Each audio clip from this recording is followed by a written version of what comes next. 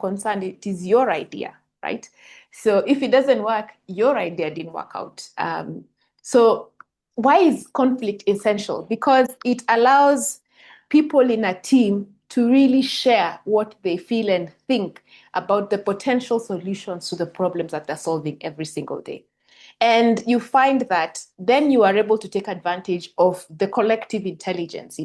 If there's no conflict, then one person is making the decision, one person is possibly analyzing it, one person is possibly not only analyzing it, but taking the fall, so which is normally the leader. But if you want people to really have buy-in into whatever it is that you're doing, you've got to solicit for opinions.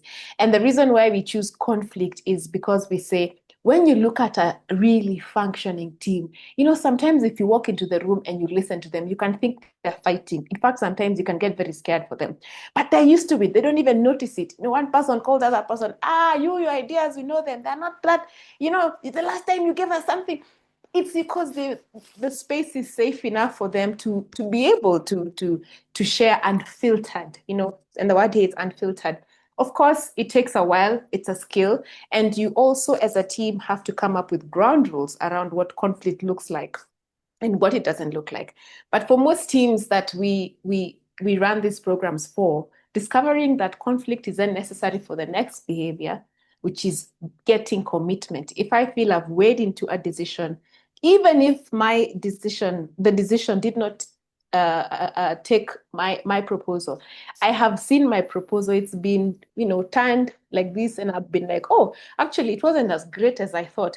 But as long as that idea remains with me, I'll always think it's fantastic. But the minute I offer it to the team for them to do as they wish, then I'll begin to see the flaws in my own thinking. So that is necessary for us to get real commitment from team members and then to get accountability from our team members. So back to you. Wow. I hope you guys can make a comment on the chat and just tell me what you think about that, because it's really something different and new, and that managers want all the time to learn. How do they manage teams? So are there any comments that are coming in the chat with that explanation? Because I just think it's awesome. Yeah, maybe the question I can ask the team is, when it comes to conflict, on a scale of 1 to 5, how comfortable are you with it? And we mean conflict. So Koi says 4. Yeah, some personalities are very comfortable with conflict. Yeah. Linda says 3. What are they saying in that? I don't know if these are true Kenyans, if they will say the truth. No, we have a 2, we have 3, we have 3, we have a 4.5, we have a 1, possibly 0. We have a 1, we have a 2.5, we have a 2. We have, if the space is safe, a 4. That's a really good answer, because remember also we have different levels of safety. So if you're in your chama, you can say everything you want, but the minute you check into another environment, you're like, nah. So we have Chris, who says a 5. Well done. So that one likes conflict. He likes conflict. Yeah, so conflict is 2 ways. You must understand how you bring yourself to conflict, because also for me, Vicky, my personality is that I don't shy away for conflict. But what also means is that sometimes when I conflict, I overstep my boundary. And sometimes I may use words that make others fearful of conflicting with me, because I'm a strong personality. And even the tone of my voice, sometimes when I'm conflicting, guys think I'm fighting with them. So they need to know me for quite some time. So I have to be aware, yes, especially in an environment where people don't know me very well. I have to be aware that the tone which I use when I'm conflicting, because remember, my game plan is to invite conflict from others. I don't want to be the one who speaks and says everything and then everyone agrees with me. So I must be aware that by my very nature, or by my personality, my conflicts, even though I'm speaking, and say I normally just take charge of the conversation and I start sharing and sharing and sharing. So you also have to be aware, if you are comfortable with conflict, you must also say, how do I enable conflict and how do I not enable conflict? So yes, Josephine, I like what you've said. conflict itself is not the problem. It's how we handle the conflict. So ask yourself the question, how am I enabling conflict in my team? And how am I also not enabling conflict in my team? Wow. So are you ready for us?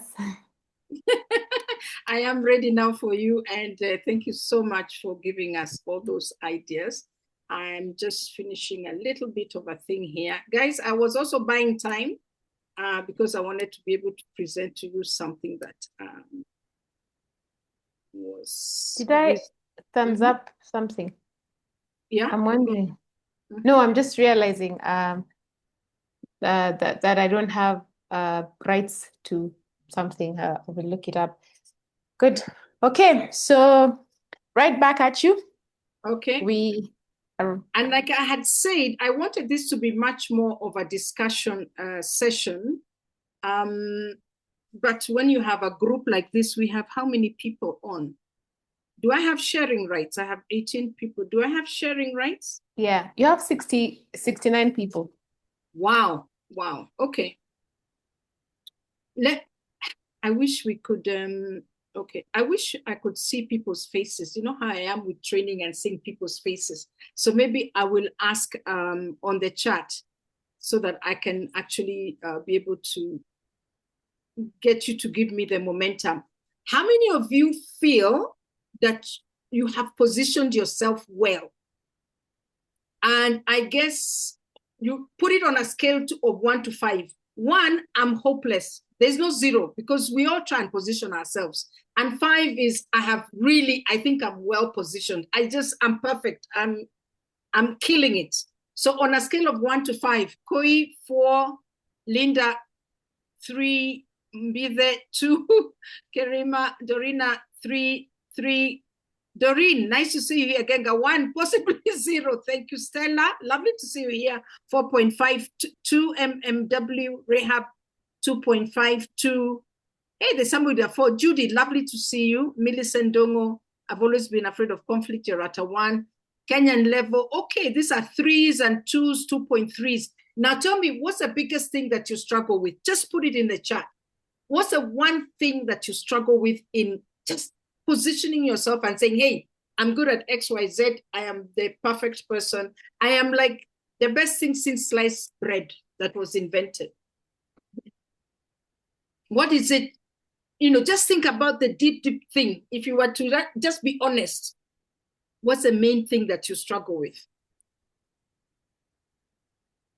Now people are slow. Nobody wants to expose themselves on the one thing. Okay, let's see. Speaking up when it matters. Branding myself, Pamela. Public perception. That is a big one in Kenya. Thanks, Stella. Second guessing yourself, Caroline. Absolutely. Being good enough. Even me at 68 years, I'm still wondering if I'm good enough. So I hear you, DM. Lucy, bragging. Society has told us, don't brag. Empty debbers make the most noise. Those African proverbs, they kind of really work at us. Let me see, second guessing Clara as well. Bragging about my awesomeness. I talked about that. Thank you, Lucy. Being good enough, public procrastination. Don't worry, some of us have PhDs in procrastination. So do you want to get the visibility that you want? Truly, do you want, yes or no? And don't just say I want a percentage out of 100. If you're here, you just came to listen, or are you going to put your money and effort, more especially effort and mindset? Are you willing to put what is required behind it? Vicky, I'm going to share my slides, which I really want to put online except a few because I want it to be a discussion.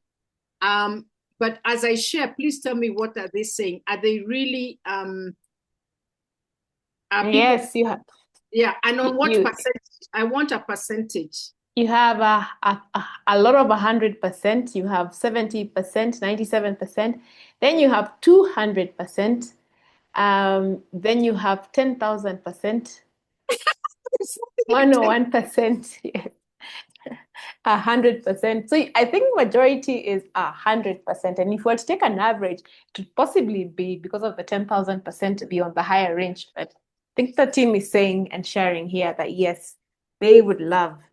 I don't know about your slides. We're seeing the whole slides up to the notes. That's okay? Okay, no, I don't want to do that. So maybe what I do is do the other share that I learned how to do share, and that's what I wanted to do. Winnie Share. Salome at 100%. I go advanced, and then I go, where was it? Advanced. Share a portion of your screen. Yeah, that's what I'm looking for. Portion of the screen. Video file, clip. Oh yeah, portion of the screen. Share. And where's my presentation now?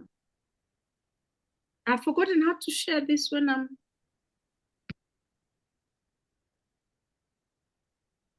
Okay, so we can see it. Okay, good. So what I really wanted to get into, because out of 8 years of coaching and more than 30, close to 40, even over 40 years of working with executives, is that what we say and what we do are very different. As you're aware, Vicky, even I say I'm going to do this, but have I really committed myself, and do I have the mindset to do it? Now, one of the things I think our culture teaches us, because we're an African consensus, most of us, not all in this chat, but we all come from an African consensus society, is that we tend to think about everybody else, whether it's in a family, in a team, in an organization. We're thinking about how does everything fit in. And we're told not to bring ourselves. When it's a consensus, you don't want to bring yourself out of everybody else and shine out. But in the modern world of where it's about being able to promote yourself ethically and honestly, you said facts, it's very difficult to position yourself, because we are taught empty debts make the most noise. You don't want to shine about everybody else. But I tell people, even the Bible says that if you have a light, put it on the table. You don't want to put it under put it on the mantle so that it may shine. You don't put it under a bush that others may not shine. So that's why I really want you guys to say that if you're going to promote yourself, you're not promoting yourself, the individual. You're promoting your professional self. You have something to offer the world. You have an expertise. You have a skill that the world needs. And the world has become so big and so interconnected. There are over 7 billion people. Where will the people who need that skill, your village as it was, how will they find you if you don't put yourself somewhere on a shelf for people to know that such a skill exists, with this uniqueness of your personality, the uniqueness of your experience, the uniqueness of your value, and the uniqueness into how the competencies that you use to achieve that. That is what is key, that we all have been built to offer something to the world, all of us. And we offer it in very unique ways that is as unique as the fingerprint, the DNA that we have. And I want to convince you that that experience, that personality, that skill, that diversity of experience that you have in different jobs in different places, there's a place for it somewhere that somebody's looking for it, particularly in Africa, where we have such a diversity of skill and where the next huge global demand is coming from. And that experience is needed. So how then do you position yourself to be found? If you're going to be quiet, you have all the successes, but they're somewhere mvunguni, somewhere under the bed, somewhere in a file that nobody can see it. I hope I'm connecting with you, because Vicky, I've not put the chat on, but you can tell me whether people are connecting with me to say that is what the world wants to see. We all have many roles and hats we use. Let me use this hat. Right now, when I put this hat, I'm a Kanyanyuki farmer. I look like Nyanyuki farmer, or called somebody who works to deliver milk in the morning. If I were to wear this scarf and have this scarf, I am a modern hippie who rides bikes. How do I look that? So all these are different hats that we wear. Your title as a mother there's a role for the mother role. You don't have to be promoting yourself. If you're a friend, there's a role as a friend. You wear different, you talk different. There's a role as a neighbor. There's a role as a church member. You talk different, you dress different. We are talking about, we have so many roles as a human being. You can count 20, 30, 50 roles that you have. Here we're talking about your professional role. The professional role that earns for all those other roles, and it's the one that brings money home so that you're able to perform the role as a mother, the role as a wife, the role as a friend, the role as a neighbor. All these roles are fed from one or two roles. Maybe you have another role as a consultant, you run your own business. But the role of you as a professional, it's your duty to share that skill, that knowledge with the world, because there are people looking for it and want to learn from it, either as a mentor, as a coach, or an earning professional where you sell your skill for a certain number of hours and you get that money back.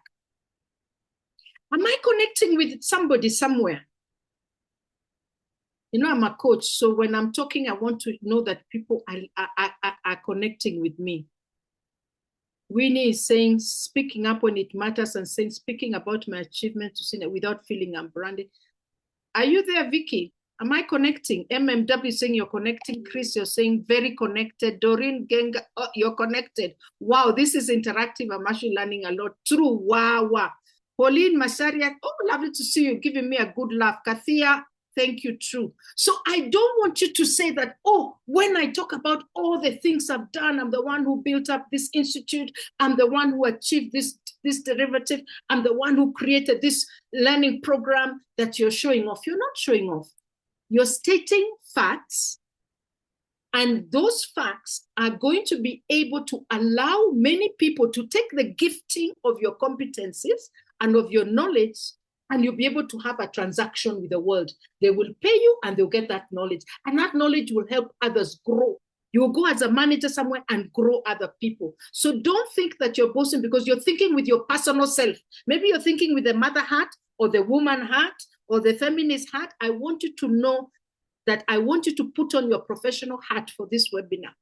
The professional self, the friend self, the neighbor friend, the parent self, that one is for tomorrow or another day. Right now, I'm talking to you as a professional who has a role to do, and that is to bring your knowledge to the world and also earn for that service that you're providing to the world, earn enough to be able to have impact in your society, financial independence for you and your family, and to be able to look after yourself and your family. I hope I'm connecting.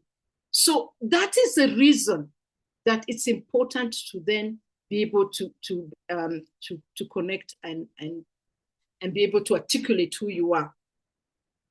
So you are skilled, you deliver, but you're not getting seen. How is that happening? You're not being invited to key meetings, maybe EXCO, go and present to the board, go and represent this organization at a conference somewhere, go and do XYZ. Your ideas are used, but they are not credited. Have you ever been in a boardroom and people are saying, you said the idea half an hour ago, and then somebody says the same idea, and they say, oh, John, that's an excellent idea. And they start working on it, and you say, but I thought I said the same thing half an hour ago. Or you suggested something that has now been taken up, it's become a special project in your organization, but it's accredited to somebody else who's more articulate, and you're passed over. So I want you to know that women, particularly, though we have men on this webinar as well, but I sit in a majority of women, and I also sit as Africans, okay, versus the Western world. We tend to think that performance will get you promoted. Let me tell you, your boss, your CEO, your board, even sometimes your family, they have no obligation to recognize your efforts. They have no obligation. Everybody's thinking about themselves. We are all egoistic as human beings. The first person we think about is me. Even when trouble comes, unless you're a mother with a child, you scoop your child, or a father and run. Most of us, the way we're made as human beings is to, first it is me. And it's called survival. That's why it's an instinct we were God created with to survive. So your boss is not going to be thinking how wonderful you are. They must give her a promotion. She's the one who did XYZ. He's the one who developed the market in South Sudan. You have to remind people that you're here. It's your responsibility, not the boss's responsibility or the board's. You have to be your own advocate And I hope there's some lawyers on the chat, because they can tell us how the law profession started, that you need an advocate to advocate for you. You need to advocate for yourself. And if you don't, that's a vast disservice you're doing to your professional self. You have to be your own advocate. To know that, you have to be visible, but strategically. And that's why the idea is, how do you clarify your executive signal? Who are you? Who are you? Can you put for me in the chat, who are you? If you're asked, what's your signal? What are you? Vicky said mine very clearly. Mary brings clarity to big ideas. That's my signal. I've clarified my executive signal. I say I connect systems and people to create, a platform where people can be productive. What is your executive signal? Or what is your signal? What's your value proposition? What do you bring on the table? Do most of you know? I want you to put in the chat. Do you know what your signal is, or what your value proposition is? Vicky, what are people saying? I haven't gotten anything yet. What do you bring to the table? Let me see. Doreen, what do you bring to the table? Let me see. I'm still waiting. Diligence. Clara says diligence. Diligence is a how. Diligence is how you do your work. Okay. It's a tool. It's a characteristic of how you do your work. If you said I'm diligent, yeah, but then okay, anybody can be diligent. So Doreen says I'm an advisor, a thinking partner. I could change that and say I support people to think. I help people forward think so that they can achieve their vision efficiently and more productively in shorter time. Do you see what I mean? You have to give the value. You help them think so that what will happen. Okay. So for me, I help people bring clarity so that they can impact, they can have legacy impact, they can have they can have financial independence, and they can bring value to family. So I bring opportunities for growth. That is Kathia. Koi says, I serve the world with my personal and professional gifting. No, Linda, too broad. So you see what I mean? It's difficult, but you need to go down and say, what is it that I bring to people? What do your friends say? And by the way, your friends even tell you, you're a very deep thinker. Do you know you have such clarity? Or do you know that you bring happiness to us? When you're around, you bring humor, and it makes me happy. So my value proposition is I bring humor that makes people joyful and happy. That's a value proposition. That's what comedians do. So you have to really think what is this that I bring, and so that what will happen? And that's what we do in this program. We sit with you and I ask you different questions. And by the way, it's very simple. It is not something very deep with very deep words. It's just really going back into yourself and finding out, what is it actually that many people tell me? Sometimes even in our class, I tell people, send 5 texts to friends and ask them to define what it is that you bring or value to them that they think about. Then once you've been able to clarify, what is that you bring? And what is it that it helps people do, so that what will happen? So that people will eat with joy, so that people can have, peaceful lives. So what is that? So that what? And then because you know that, you're now able to position yourself with confidence. It's very difficult to position yourself with confidence if you don't know what it is that you bring to the table. Let's say you're very confident in your role in your family, you're very confident in your job because you know what you bring to the table. You're very confident in your relationship with your husband or partner or whatever because you know what you bring to the table. You're very confident in your role as a mother or a father because you know what you bring to the table. But it seems we don't know what we bring to the world so that we can be confident to say who we are. And that is a bit we first settle with. How come you know so much about the world about your organization, but you don't know about yourself. So once you do know, you can position yourself in confidence, and now you can increase your visibility because you do know what you bring to the table. And that's what we sit and be able to do. So I have an example here. Somebody says, oh, I'm a finance manager at ABC Limited. Look at that sentence. It's accurate, isn't it? Very accurate, but it's very forgettable because it's just a title. It doesn't signal authority. It doesn't signal influence or even direction. Now look at the second one.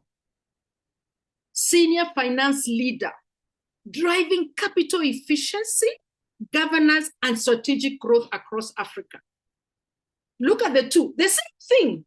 That's the power of words. That's the power of language.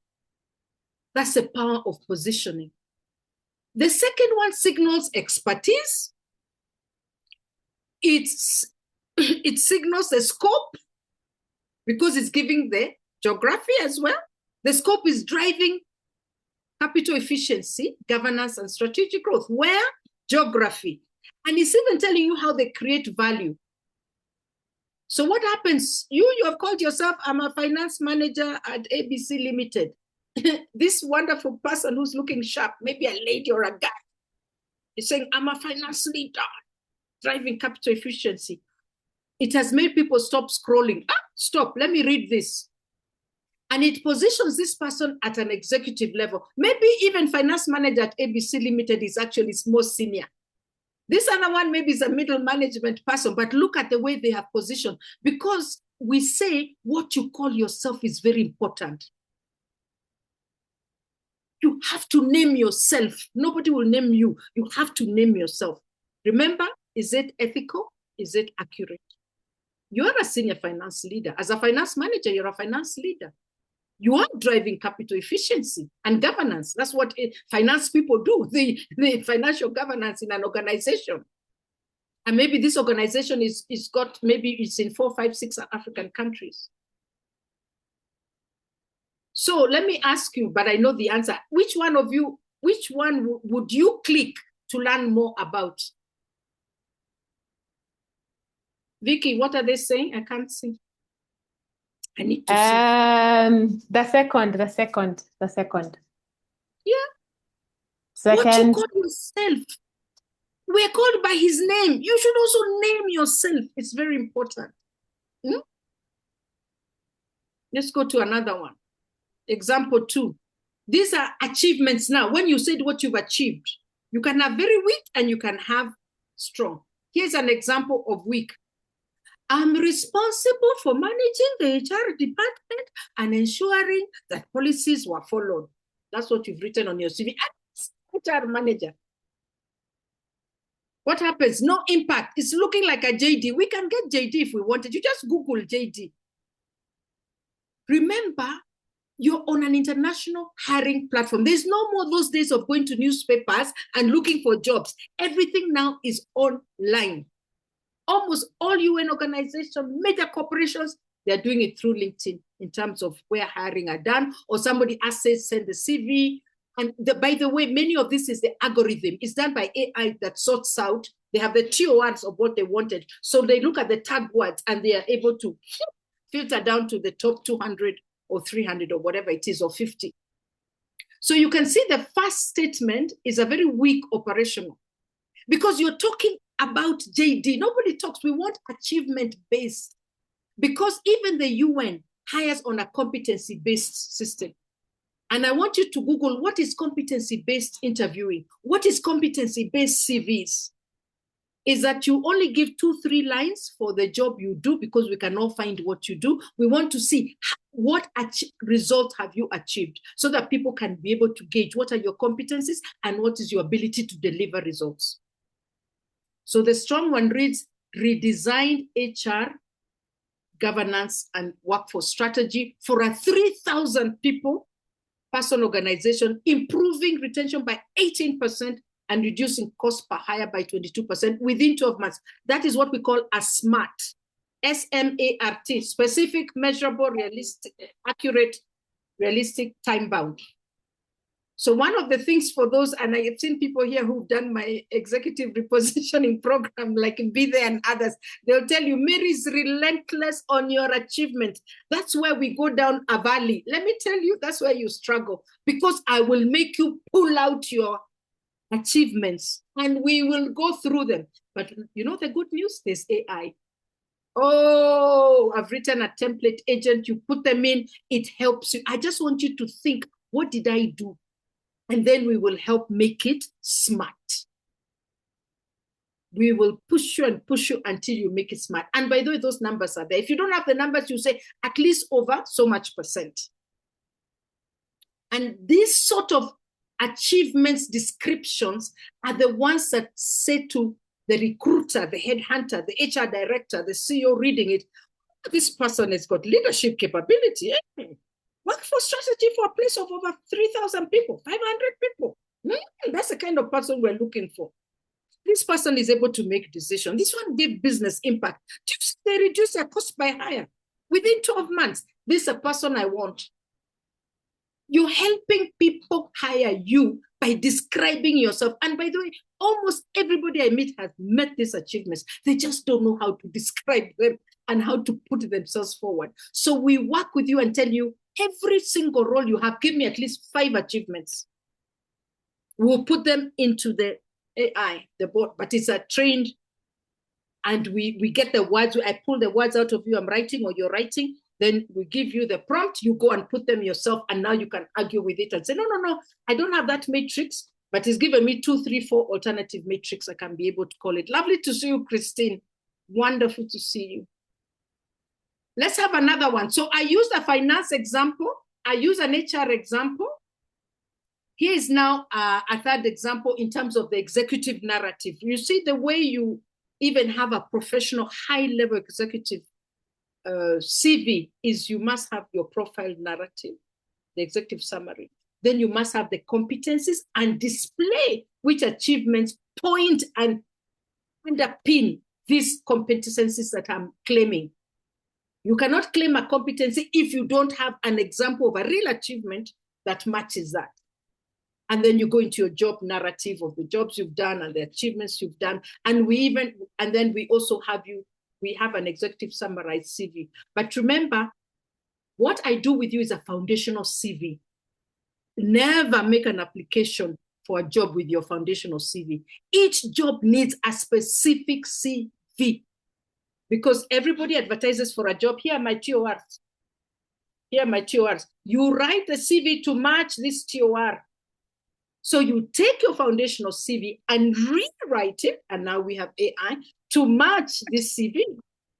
Otherwise, if you keep giving one CV for every single job, you're not following the TORs. They asked you for specific things. Then you say, no, me, I know better. Here's my CV, the same one. Horses for causes. And with so many achievements that you've made, you're able to actually show and be able to showcase that competency they're looking for from 1, 2, 3, at least of the achievements you've made. There's no way you could have made those achievements without the competencies that they're looking for. Usually people will look for 6 to 8 competencies or 10. If you look at your whole list of achievements, you have more than met those competencies. But have you then rewritten that achievement to showcase this particular competency?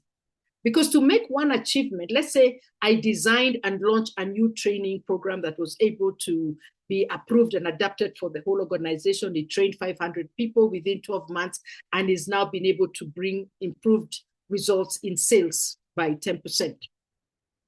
To do that training program, you had to do research. That's a competency. I had to collaborate with people. That's a competency. I had to have presentation skill, communication to go and present it. I had to have writing skills to be able to do it. So any achievement you've done, you've used 8, 10, 9, 15 competencies.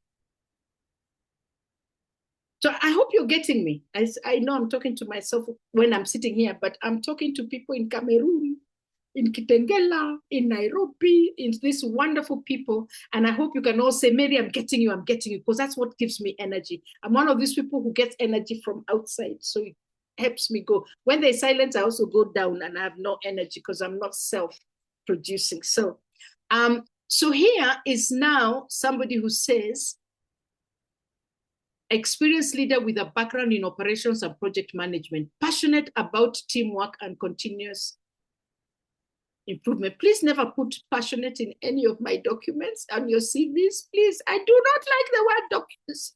I do not like the word passionate. And people love putting it. We don't care. HR managers who are here, do you care if somebody is passionate? You care whether they have the skill or they're qualified or if they have had the experience in something. I don't know why we like saying passionate. The other word we overuse is strategic, but that's a second issue.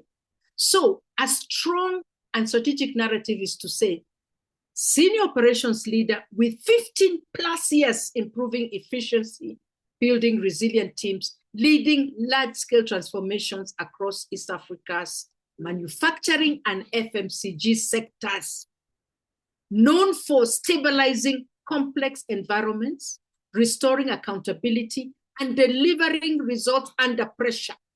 I'm sure almost all of you work under pressure all the time. What does that do? It gives a very clear value of who this person is. It gives a very clear identity that this is a senior operations leader. Look at the 15 plus years. Oh, by the way, they've worked in manufacturing and FMCG. FMCG is fast-moving manufactured goods, consumer goods sector. And they have given a very clear executive signal. Now, I wanted to have Q&A. So if someone only read your summary, forget everything on your CV. If they just read this small summary, they would understand your true value. As opposed if they read the first summary and they still don't know who you are, maybe your middle management or lower management. So in our program, I really share with you and I give a sheet of what are the weak verbs, action verbs, and what are strong action verbs. Nowadays, of course, we get AI to, the agent have developed to do it for you, but they are weak. I don't want to think about your CV and think, do I have things that I assisted, I helped, I participated in meetings, I worked on this, I supported, I got involved. We want to say, I spearheaded, I engineered, I consolidated, I repositioned or I restructured. Those are the strong or what we call powerful action verbs because they do make a difference. They sound very small, but my dear, language is everything. That is why people control the media, language. That's why the Western world want to control films, language. That's why they control the press, language. That's why internet, we call them large language models. The whole thing of language goes to the human mind and language. And that's what Vicky does in terms of emotional intelligence. Language is key. What language are you using and how are you projecting yourself? So it's the same thing that I had put now. You can see the weak, you can see the strong opposite. Finance manager, senior. Responsible for managing, operations leader, stabilize. Redesigned HR governance. So this is what you see between those signals that you have. Okay. So what we need to do is remember, there's what you do. People don't want to know that. What do people see? I know what, I don't want to hear your job description. I want to hear. I want to be able to see and visualize what it is that you do. Don't tell me about your job description. Tell me what is it, how you bring value. So your story in the headline should not be your job description. Most people are highly competent, but my goodness, their profiles, CVs, and presence, they show task, they don't show value. You heard Vicky say, Mary brings clarity to your big ideas. If I tell you I'm a coach, what does coach mean? She's an executive leadership coach. What does that mean? It can mean anything to 200 people when you say, she brings clarity to your big ideas for you to have impact and legacy, financial independence, and, ability to be able to feed, to serve your community. So what hiring managers, boards, they're looking for clarity of your leadership identity. What value do you bring on board? A measurable record of your outcomes, hence the SMART, S-M-A-R-T. What is your narrative? The strategic narrative, not timelines. And are you confident, and are you present, and are you positioning yourself? Once you do know what you bring on the table, once we work out your achievements and give them the right language and the right, you should see people, they start saying, hey, but at Mimi, I'm somebody. Because people are shocked. You have never taken your whole career backwards and looked at everything you've achieved. You've never had the time. You just do for your company. But you say, oh my goodness, you mean I did that in that position? I'm the one who set this up. Because you start seeing everything put together. And you realize how powerful you are, how amazing you are, and what you have given out to different companies. And you actually end up getting that confidence because you did it yourself and you saw. It's there on your CV. And you're like, oh my goodness, I'd forgotten all these things I did 10 years ago when I was in that company. I'm the one who introduced this. I'm the one who did that. Oh my goodness, I'm awesome. And that confidence allows you now to say, yes, I can claim this ground. I can now signal that I'm ready for other big positioning. So if what I'm talking about resonates with you, then coming on for the executive repositioning program is your next step. It will help you clarify your purpose and what's your leadership identity. We will help you. We write with you a compelling executive narrative. Nobody has ever left without one. We'll strengthen your visibility online and offline. We go through LinkedIn. And by the way, LinkedIn has an assessment score. We show you what it is and how you are showing up with your assessment. We position you, and then you start showing up with authority. We show you how the algorithm works for headhunters to be able to find you. Because if you're a thought leader, then you must be able to start participating and showcasing yourself as a professional. Not as a wife, not as a partner, not as a girlfriend. You're responsible for your professional brand and you must then execute it. And hopefully you stop being overlooked for opportunities that you're called for. Our next cohort starts on February 18th. If you're ready for repositioning, do join us. You can find the link on how to register. By the way, the fee is crazy.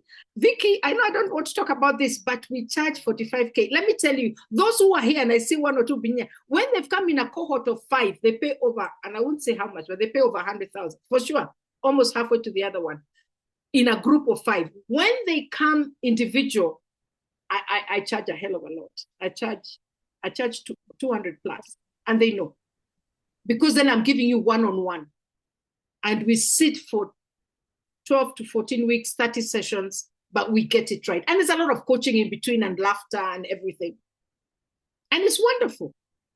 But this is because I want to build an online digital product so that when I'm 17, 2 years' time, I can be sleeping and making money the same way Apple and all those executives, because the future is digital products. So I want to create a digital product, but you do meet me once a week. You do your work online on that cross-knowledge platform, which, by the way, I teach UN executives on it for the last 4 years. There's a UN body that I have leadership, coaching, and webinars on. We use the same cross-knowledge platform. So I'm very familiar with it. Total uses it. Many international companies use it. It's an adult, it's been there for 200 years, owned by Wiley of America.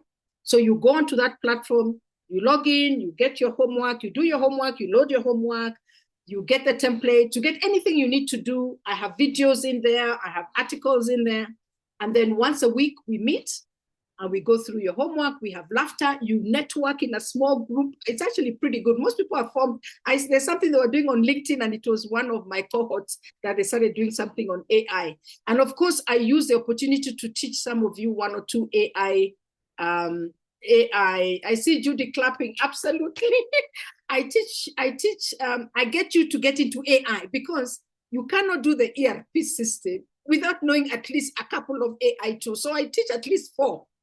If you can't get 4, at least 3, because there's no way you're going to get through the program if you don't use some AI. But because I'm also an old person and I know how we learn, I take you through, I share with you what I'm doing. You share your screen, I share my screen. That's how we share. Share your screen, do this, da, da, da. You share your screen until I'm confident that you're able to do it.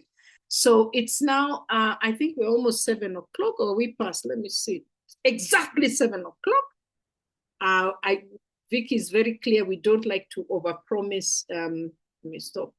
We don't like to keep people here forever, and we're not giving you time. So what I'd like to do is take any questions. I can tell you that in 40 years, and by the way, I think my record is 46, but let's say over 40 years of working with senior leaders, many of you, most of you are already qualified for more than you're currently getting, for sure. And I've seen such results. And people working with USA, they've now got jobs.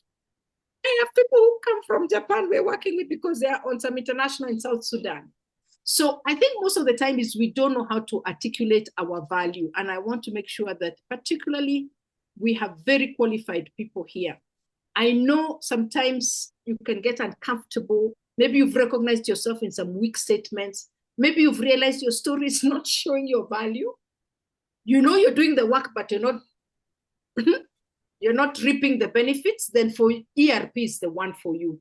For 10 weeks, we work together, we rebuild your narrative, we strengthen your visibility, we clarify your leadership identity, then we reposition you. By the way, you use AI to see what are the suitable positions I should be looking for with my level of expertise. What should I be signaling to headhunters on my LinkedIn quietly, with only headhunters can see that will touch me. So this is a year for you to stop being overlooked. It's your year to reposition, and it's your year to take your professional self to the next level with intention. And believe me, I'll be honored to work with you. Vicky, I'm done. I've talked a lot. I didn't allow for so many questions, but I enjoyed it as usual. Thank you so much. I think we can appreciate Mary. Let's give her some love, some emoji love. We have a lot of emojis. Let's see them come in. Let them color the screen. Send them with effect for effect, if I may say that. Oh my goodness. Yes. So thank you. Gosh, it has been quite a lot. And each time I log in, I listen and I get something else, and I keep getting something else. And there is someone here who says, that was a question. Where was it? Just one question. I think it was only one question. Well, what if you work for an organization where they feel you shouldn't sell yourself on social media? Rather, they prefer to use their social media handle to do the visibility. How do you grow as a professional and sell yourself to the world? That's the question we have. Everyone else says, thank you very much, Asante Sana. Mary, always a pleasure. Can I respond to that question? Can I respond to that question? Yes, please do. Please do. Honestly, and I know what I may say may not please you a little bit, but honestly, this is what I know and believe. You're not a slave. These companies do not own you. I used to think they owned me. I used to work. I even lost, those of you who know my story, I lost 2 children. One after a week being born, one in an incubator, premature for 6-7 months, and 10 days lived in an incubator. I used to believe I was Mrs. Atlas. The company relied on me. This is a buy-sell relationship. You're selling your services, they're buying them between this hour to that hour. Social media is your personal social media. Now, I don't tell you to go on Facebook and Instagram and post the food you're seeing, because these days, and there are a number of HR people, and I've seen Pamela Oyugi saying, Mary, I'm proof I'm proof that what you're saying is right, because she's been one of my people. Please know that your digital footprints, prospect employees and even employers and even your boards, they look at them. So be very careful what you're posting. Just maintain your professional self in wherever you're posting. If you need to have all these other social medias and show food, and we were drinking here and we were hiking here, come up with your own name, like Moonrise, and make it private and share with friends. But the one with your personal name, Even when you go for a job at a high level, you're going for your visa in America, they are looking through your whole social media footprint. However, it is yours. LinkedIn and a few of those other ones, those are professional profiles. And therefore, you can post what you as a professional feel and think, but do not post about the company. Post about your expertise. You're an HR expert. What's happening in Europe? Where the HR you think is the future of work. Don't post about your organization because, yes, you're not the one who has been given the opportunity to be the one who talk about the company. That's not your job. But most companies post 30% comes from staff. So they do like staff to comment on their post, to upload it and so on. But you have you owe yourself to show up as a leader with thoughts and ideas about your profession. Just do not comment about your company. However, I do know when I help many executives really become, they embrace LinkedIn and they start talking about what's happening in the world as a profession, what's going on. People tell them, oh, you've been very active on LinkedIn. Are you looking for a job? Do you want to be promoted? Are you after your boss's job? So some of them tell me, Mary, I have to go a little bit underground. I'm now being noticed. People are wondering why I've become so active. But remember, it's you're building your profile. Why don't they want you to build your profile? Why don't they want you to be known? One way you can do it is by joining your professional association, being an active member, taking on a role, and then you can post about the profession because you're also part of the membership. But don't let them control your professional narrative because people think you're headhunting a bigger job. Why not? Why shouldn't you headhunt for your boss's job? What's wrong with that? So that's all I'll say. Thank you, Vicky. Okay. Thank you so much. Thank you. And to everyone listening, I hope this has been, although I know it has, I've seen so many comments coming through. We've connected. This resonates with us. We're feeling very connected. Thank you so much. This is so powerful. Thank you for the clarification. I guess this is about the question on social media. Thank you for the, well, there's so many thanks. Great lessons. The internet never forgets. We have so many examples. Thank you for the perspective. So, Mary, what can I say? But to thank you so much for coming on board, coming to this forum and sharing with us very authentically, from the bottom of your heart, a lot of things that we sometimes take for granted. So allow us to give you flowers. Thank you. Thank you. When you're still here with us, and to also tell everyone, I see that I have some a few people telling me we are reaching out to you, profiles, we're reaching out to you, Vicky. So you have the numbers on the chat. You have our contact details, how to get through to us. If these get lost, just go on to LinkedIn, look for Profiles International, look for me, Vicky Karuga. I'm active on LinkedIn, and I will definitely get you enrolled into the particular course. I kid you not, this is such a game changer.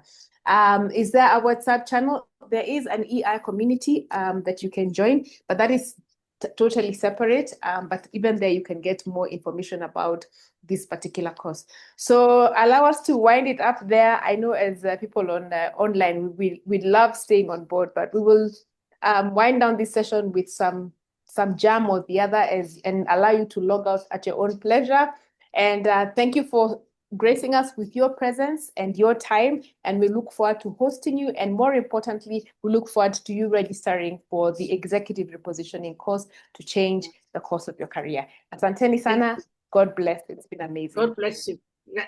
And I saw somebody had asked about LinkedIn, just doing LinkedIn at all. This is something that's come over and over. So I will be introducing LinkedIn alone. We've talked about it, Vicky and your people. So if you want to DM us separately, either Vicky and I, we can certainly do just LinkedIn component and be able to do that. Bye-bye. Thank you. Ciao. Bye. Ciao. Bye.